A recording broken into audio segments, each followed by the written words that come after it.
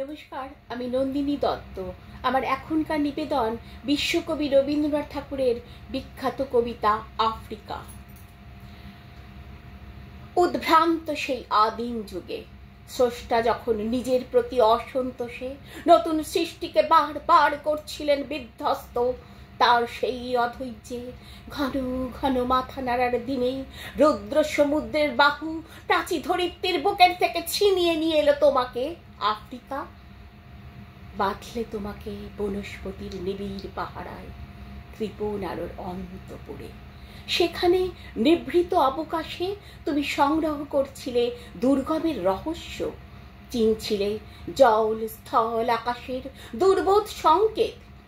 প্রকৃতির দৃষ্টি অতীত জাদু মন্ত্র জাগাচ্ছিল তোমার চেতনাতীত মনে, বিদ্রুপ করছিল ভীষণকে বিরূপের ছদ্মবেশে। সংখ্যাকে চাচ্ছিলে হার মানাতে, আপনাকে উগ্র করে বিভীষিকার প্রচন্ড মহিমায় তাণ্ডবের দুন্দুবিনী রাঁধে। হায় ছায়াবৃতা কালো ঘোমটার নিচে অপরিচিত ছিল তোমার মানব রূপ উপেক্ষার আবিল দৃষ্টিতে। এলো ওরা লোহার হাত করি নিয়ে, নখ যাদের তীক্ষ্ণ তোমার নেকড়ের চেয়ে, এলো মানুষ ধরার দল গর্বে যারা অন্ধ তোমার সূর্যহারা অরণ্যের চেয়ে। সভ্যের বর্বর লোভ নগ্ন করলো আপন নির্লজ্জ অমানুষতা।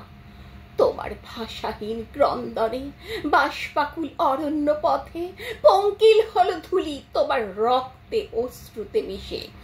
দস্যু পায়ের কাটা মারা জুতার তলায় বিভৎস কাদার পিণ্ড চিরচিহ্ন দিয়ে গেল তোমার অপমানিত ইতিহাসে। সমুদ্র পাড়ে সেই মুহূর্তেই তাদের পাড়ায় পাড়ায় মন্দিরে বাজছিল পূজার ঘণ্টা। সকালে সন্ধ্যায় দয়াময়ী দেবতার নামে শিশুরা খেলছিল মায়ের কোলে। কবির সঙ্গীতে বেজে উঠেছিল সুন্দরের আরাধনা।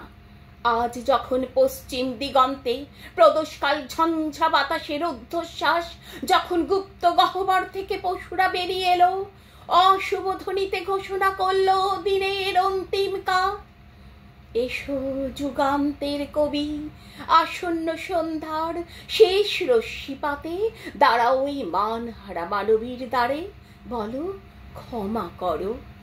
হিংস্র প্রলাপের মধ্যে সেই হোক তোমার সভ্যতার শেষ পুণ্যবাণী। নমস্কার।